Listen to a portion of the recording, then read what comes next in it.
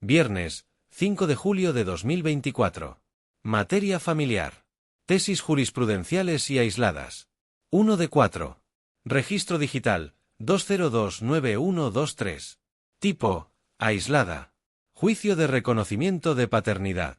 La negativa del demandado de comparecer al desahogo de la prueba pericial en materia de genética, ADN, genera la presunción de la filiación controvertida, salvo prueba en contrario. Hechos. En un juicio ordinario civil de reconocimiento de paternidad, se dictó un auto en el que se ordenó girar oficio para que se presentara al demandado por medio de la fuerza pública al juzgado del conocimiento, con el apercibimiento que, de no hacerlo, operaría la figura de la presunción de la filiación. Contra dicha determinación se promovió juicio de amparo indirecto en el que el juez de distrito concedió la protección constitucional para el efecto de que el juez responsable dejara insubsistente el acuerdo reclamado y modificara la medida de apremio de auxilio de la fuerza pública para, en su lugar, aplicar la presunción de la filiación.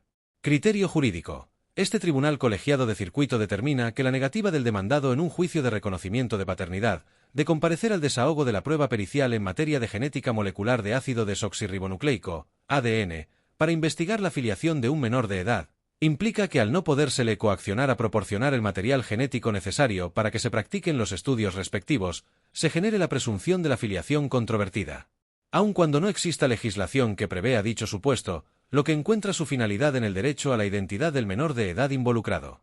Justificación. Lo anterior, porque de conformidad con los artículos 7 y 8 de la Convención sobre los Derechos del Niño, así como 13, fracción 3, 19, 20 y 21 de la Ley General de los Derechos de Niñas, Niños y Adolescentes, debe preservarse la identidad de las niñas, niños y adolescentes, incluidos el nombre, la nacionalidad y su pertenencia cultural, así como sus relaciones familiares, con lo que, a su vez, se impone como obligación a las autoridades federales, de las entidades federativas, municipales y de las demarcaciones territoriales de la Ciudad de México, en el ámbito de sus respectivas competencias, adoptar las medidas necesarias para garantizar estos derechos sin discriminación de ningún tipo o condición.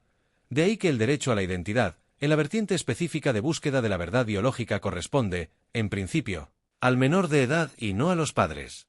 Por lo que se concluye que ante la negativa del presunto ascendiente, al no atender los requerimientos de la autoridad responsable, a fin de comparecer a juicio al desahogo de la prueba pericial en materia de genética, opere la presunción de la filiación, aun cuando no exista legislación que prevea dicho supuesto, salvo prueba o derecho en contrario pues. Considerarlo de otra manera conlleva dejar el interés superior del niño a merced de la voluntad del presunto progenitor y no se respetaría el derecho fundamental a conocer su identidad. Segundo Tribunal Colegiado de Circuito del Centro Auxiliar de la Cuarta Región, con residencia en Xalapa, Veracruz de Ignacio de la Llave. 2 de 4. Registro digital, 2029127. Tipo, aislada. Pension alimenticia. El rubro de habitación no se cubre en su totalidad con el pago de una vivienda, si no se prueba que los servicios correspondientes también están cubiertos. Hechos. Una persona demandó el divorcio y el pago de una pensión alimenticia para su hijo menor de edad. Contra la pensión provisional fijada, el demandado interpuso recurso de reclamación donde sostuvo que el rubro de habitación se encontraba cubierto porque la actora vivía en la casa adquirida con un crédito que él paga periódicamente. Criterio jurídico. Este tribunal colegiado de circuito determina que el rubro de habitación no se cubre en su totalidad con el pago de una vivienda, si no se prueba que los servicios correspondientes están cubiertos. Justificación. El rubro de habitación es un concepto jurídico complejo con diversos elementos para garantizar el derecho a una vivienda digna, por lo que debe entenderse dentro del actual marco de regularidad constitucional, donde se hace patente la necesidad de cubrir diversas erogaciones que permitan tener a las personas no solo un lugar donde vivir, sino una vivienda dotada de servicios como agua, energía eléctrica y gas, cuando menos. Segundo Tribunal Colegiado en Materia Civil del Séptimo Circuito. 3 de 4. Registro digital, 2029126.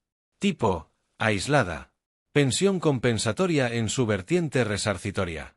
Para establecer su monto debe considerarse que parte del tiempo disponible del cónyuge o concubino solicitante empleó en el trabajo del hogar o cuidado de los hijos. Hechos. Una mujer, en su carácter de concubina, demandó el pago de una pensión alimenticia para ella y su hija menor de edad, así como el cumplimiento de las pensiones vencidas y no pagadas. Refirió que durante la relación, casi 15 años, se dedicó al hogar y al cuidado de su hija. Se condenó al demandado a pagar de la pensión alimenticia para ambas y se fijó como pensión compensatoria resarcitoria el 10% por el tiempo que duró la relación. Criterio jurídico. este tribunal colegiado de circuito determina que para establecer el monto de la pensión compensatoria resarcitoria, debe tomarse en cuenta que parte del tiempo disponible del cónyuge o concubino solicitante fue empleado para realizar las tareas del hogar y/o cuidado de los hijos. Justificación. Es posible distinguir los siguientes supuestos. A. La dedicación plena y exclusiva al trabajo del hogar de alguna de las partes y/o al cuidado de los hijos. B. La dedicación mayoritaria a este de alguno de quienes conformaron la familia compatibilizada con una actividad principal.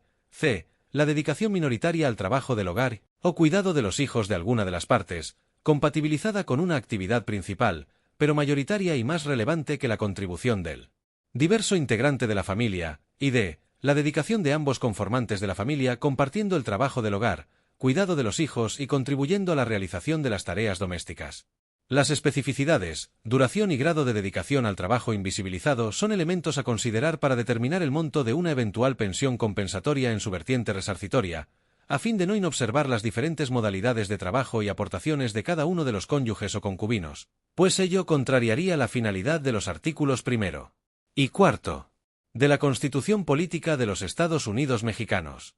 Las meras contribuciones monetarias no deben invisibilizar el trabajo doméstico y cuidado de los hijos, pues el principio de igualdad entre cónyuges o concubinos exige que, ante la separación o el divorcio, no se tome como preponderante la contribución económica en relación con las demás aportaciones vinculadas con la organización de la familia, la educación de los hijos e hijas y la realización de las labores domésticas.